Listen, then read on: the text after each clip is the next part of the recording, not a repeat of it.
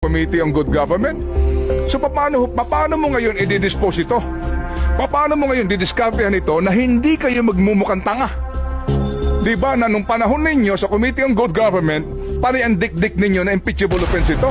Paano yung pagkakamali ito? Na ground for impeachment ito? Ay may naghain ng impeachment based on the facts that we presented.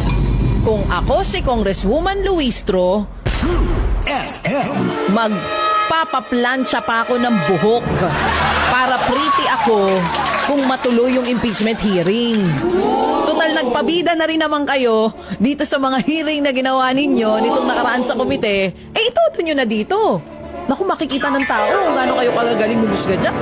Hindi ba? Diba? Oo, Di ba, kailangan ko ano yung sinabi nila dito sa komite nung dinidikdik nila ang DepEd, si VP Sara, ang ibang kawani ng OVP. Makita natin. Sa Committee on Justice. Sa Committee on Justice.